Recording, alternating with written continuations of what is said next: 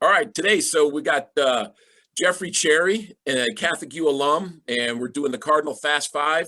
And in honor of Black History Month, we're going to spend some time with some of our African American alums and asking them some of these questions. So, Jeffrey, thanks for doing this. Coach, it's great to see you. Thanks for having me. Yeah. All right. So I'll jump right into the questions. So, how did you come to choose Catholic U? Well, it's a crazy story. I don't know if you ever heard this story, but I was on my way to go visit the University of Miami, driving with my parents, and my mom grew up in Baltimore. Okay. So we had relatives in the community. In fact, when I first got to Catholic, I spent a couple of weeks with my cousin Renee, my mom's cousin Renee, who lived in Brookline. So, but we were just sort of going through. So we stopped to see her grandmother, my great grandmother in Baltimore, and then some Catholic youth folks had come to my high school in Long Island, Patchogue High School. So I said, let's stop by Catholic U. So it was in the summertime though, but Right. it was just before. It must have been in August, or it might have been late July or August. I can't remember exactly when, but long story short, we're going around campus. There's not many people on campus, obviously. Yeah. But I think the team was on campus, or something was going on, because we went up to the gym, and just sort of looking around, and there was a guy sitting on the steps, and he just said, "Hey, how you doing?" I said, "Good." And he said, "Can I help you?" I said, "No, well, just looking around. I'm thinking about maybe applying here and going to school here." And he said, "Are you an athlete?" I said, "Yeah, I play football and I'm a track guy, I'm a sprinter." And he said, "Well, happy to show you around. My name is Ricky Ricardo. I play defensive back, cornerback on the football team." And he just sort of took us around for like the next hour and a half, and took us around all campus and telling us, and I just loved the campus. I love DC. I had relatives. He was just a great guy, nice. And I was like, "Yeah, I'm coming here." And that was the end of the trip. That's awesome. Signed up, and it was like, and literally, you've probably heard this a million times, Catholic was my last choice. Right. And I couldn't, it couldn't have worked out better. Right. No, Yeah. That's awesome. It was I think when people come to campus and walk around, they're like, "Whoa, I can't believe this place exists in DC." Right. It's like Right in the middle of the city. yeah, I mean, it's so huge, and you've got so much of the city just outside your doors. But when you're on campus, the buildings and everything else, you're like, "Holy cow, this is like, some historic place." But then you get on the metro and you're at Union Station in 3 stops. It was great. Yeah. Great. So Yeah, it's fantastic. So I loved it. So what position did you play at Catholic? So I ended up playing corner as well. I wanted to play, in high school, I was a corner, but I was mostly a wide receiver because I was a sprinter. I talked to, Joe Pascal, who was the head coach then, and I sent him my films, and I got to Catholic, and I said, I want to play wide receiver. And he said, "No, you're not good." I said, "No, look, I'm a wide receiver."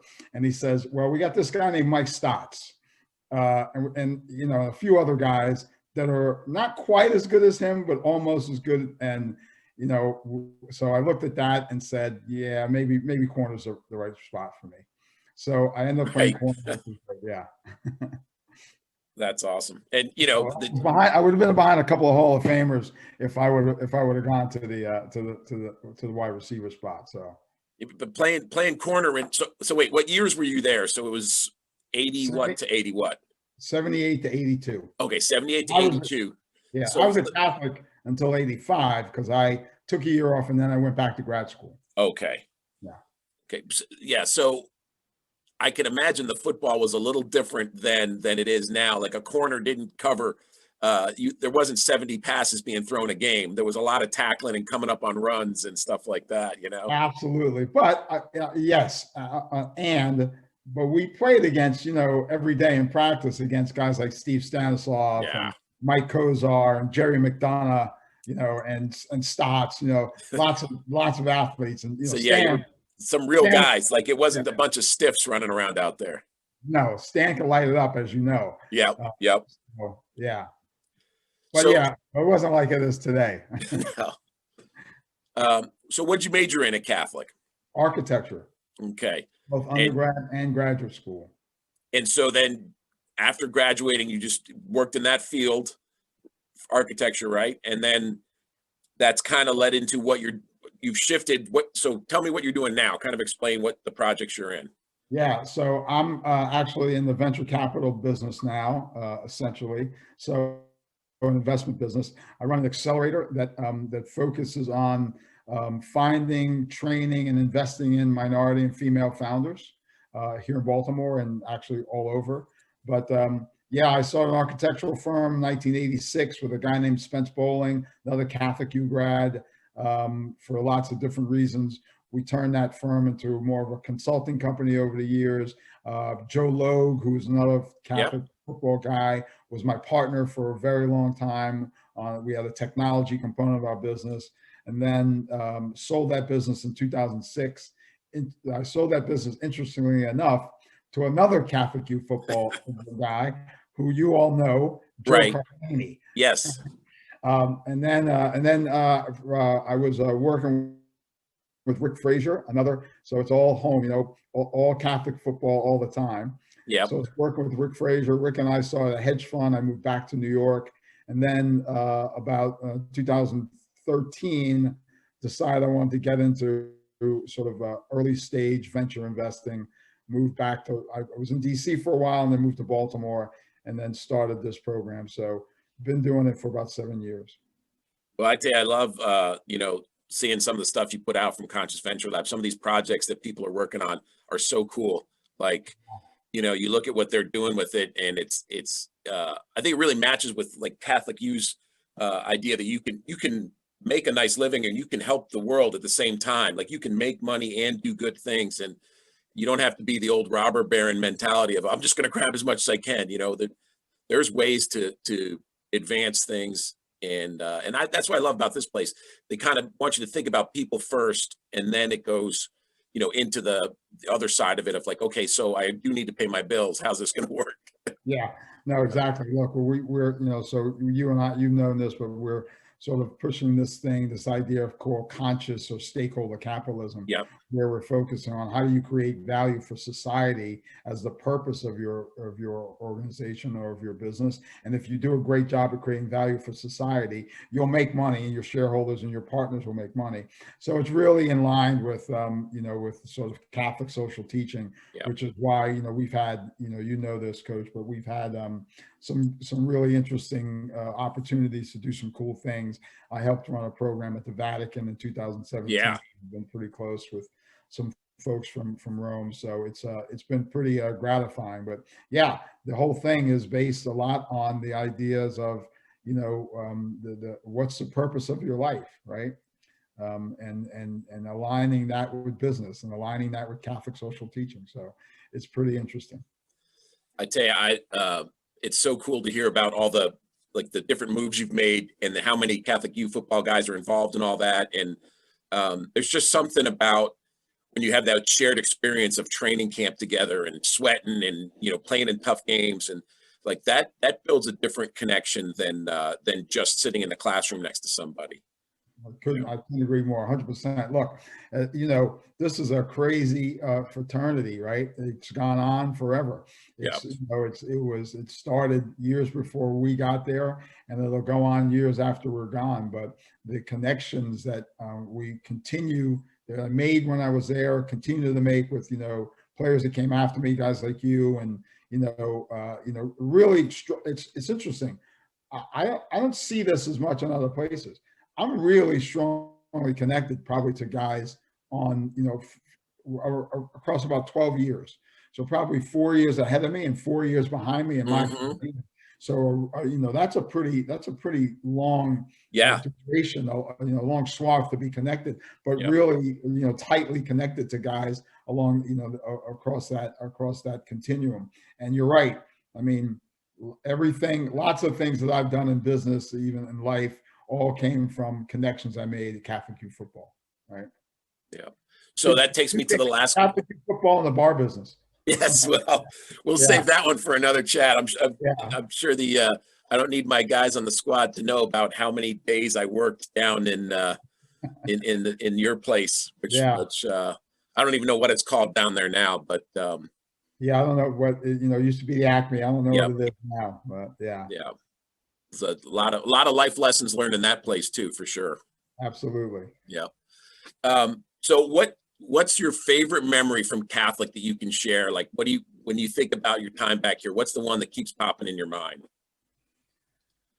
Yeah, that's a great question, Coach, because there's so many, I mean, it was just, I wouldn't have, as I said earlier, my last choice, but I wouldn't have changed it for the world, right? I mean, I think that probably, um, one of my, well, not necessarily Coach Dutton catching me crawling in a window of a girl's dorm. That's probably not my favorite, Right. but it's one that comes to mind. But I think that you know when I got to Catholic, when I was a freshman and coming in with everyone else, I mean, Catholic U is different than it is now. I mean, we're still not the richest school in the world, but we were just shoestrings and just trying to put it all together. Yeah. When we first got there, freshmen, they didn't have dorms for us the first week in practice. Oh So man. the cots in the gym, and then I met this kid, and he was also a defensive back, and he was like, "I'm not sleeping in the gym. I'm going to sleep in my car." And I'm like, "Yeah, I don't sleep in the gym either. I'll sleep in your car with you." So me and Sean Mulholland slept Oh, in his no car. way. Yeah, we slept in his car for the first week or two of days, and obviously became one of my best friends. Yeah. For 30 some odd years until he passed away. But Right. What yeah, an impressive guy too, I mean, great story. yeah. Yeah. So Left us too soon for sure, but man. yeah, that's probably one of my favorite stories. But there's so many between with me and Rick Frazier and living with Jimmy Glenn and Jerry McDonough. Jerry McDonough, this is probably a story we shouldn't tell, but you could cut it out if you want. But, Okay. they used to do that. They used to bring the Budweiser used to bring their 50 kegs in front of the library. Oh my goodness. Yeah, because Ed McMahon was a Budweiser's guy, and he was a Right. guy. Right. Every spring, he would send a truck of Budweiser. There would be like a big cake party in front of the library. Oh, And McDonough and I would go to the party, and McDonough would play tight end. And we'd go after practice. And he would bring a Gatorade bottle because he drank the Gatorade during practice, glass Gatorade bottle. And then we'd go to the party. He'd fill it up with beer. He'd drink the whole thing. And then he'd throw it up in the air as high as he could throw it. And if he caught it, he'd drink another one. And if he dropped it, he'd go home. oh man. So that was sort of what Catholic was like. Yeah. That was a different world. Yeah. Different world. Awesome. Yeah. Well, thanks so much for sharing this with us. This is awesome. I really appreciate your time, and I got to have you come talk to some of the team sometime, just because Yeah. they need to hear about Cots in the gym. Yeah. Right. Exactly. Yeah. Anytime, Coach. Just let me know. I'm happy to come down. It's a short ride. Love to see you. Love to get on campus, or even do it via Zoom if you want. Right. Well, thanks again. Great to talk to you.